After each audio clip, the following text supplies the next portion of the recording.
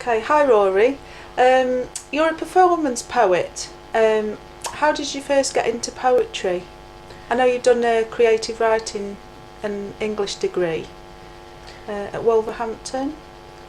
I've I've liked writing poetry for a long time. I first did it in my 20s and had a phase of writing then. And in my late 20s I moved to the Falklands, and I then had a phase of writing about poems in the Falklands. And I didn't write poetry until I was in my 40s as a gardener, and I started getting the interest to maybe go to university and study English. So I was doing night classes in English at AS and A level, and I started writing poetry again, influenced by that. And then I didn't write poetry again until recently, which is quite some time after university. I was thinking of taking a master's degree, which I am taking now, and I thought I want to get writing again. And I'd noticed there was quite a few places where you can go and read poetry, so I thought I'd do that, and that's the impetus for writing poetry. Sure. You've recorded 3 poems for us. I was wondering whether you could tell us about each one. The first one's called The Lightning Tree. So what's all that about? That's right. The lightning tree is an old.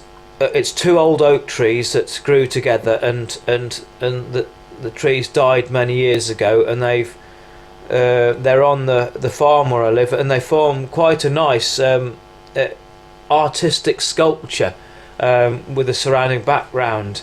And I've always considered that the tree quite iconic. When you go up the farm drive, you always see it to the left, and I've always enjoyed that tree, and so I decided to write a poem about it being a form of art. Sure. And it's since doing the performance poem, I got a friend of mine called Neth Brown who was at my university to paint a picture of it. She's painted a very nice picture, and I'm hoping that the lightning tree, if it doesn't stop on the farm, will then have some iconic status when the lightning tree is surrounded by grass and flowers, and you have a lot of wildlife, barn owls flying around it, so it's just quite an iconic it's like a work of art, really. Sure. And your second poem, called Set Sail, which is my favourite, could you tell us about that? Yes.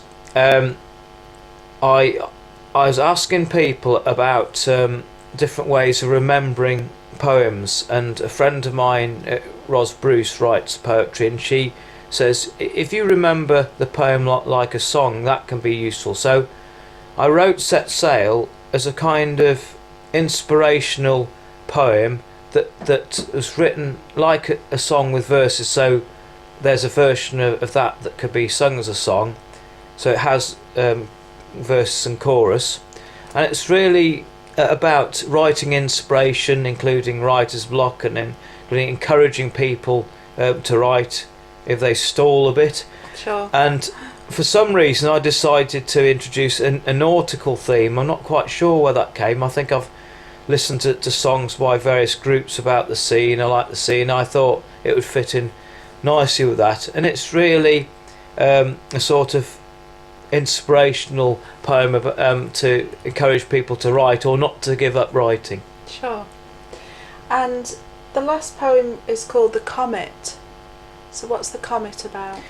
That's about a platonic relationship I had with several friends at university who are lovely young and female and very intelligent, and I used to study with them, and I used to sit with them in lectures and really enjoy their company, but I didn't have any personal relationships with them.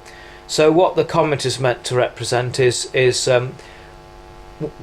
when a comet goes round the sun, it's lit up by the sun, and that's how I kind of felt very happy around these people. But there'll be some times of the year when I wouldn't see them because we weren't at university, and so that sort of the imagery is of the comet going away from the sun and not being visible, but then returning round to meet with these people again. Sure. Which poets inspire you? I like William Blake. Oh, I like William Blake. Yeah. William Blake. I don't always write like him, but I like the way he wrote some short poems that he had to disguise the meaning of what he was saying, especially about what he said against the church and the state.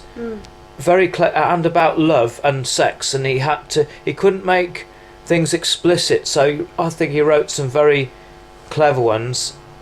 And I've always liked the Clod and the Pebble, because on the farm there is a kind of stream where there are pebbles and clay, so I identified with that straight away. It's a very clever poem about different forms of love. So I think he's my favourite, really, William Blake. He writes quite simply, but when you analyse it, there's a lot of depth, isn't there?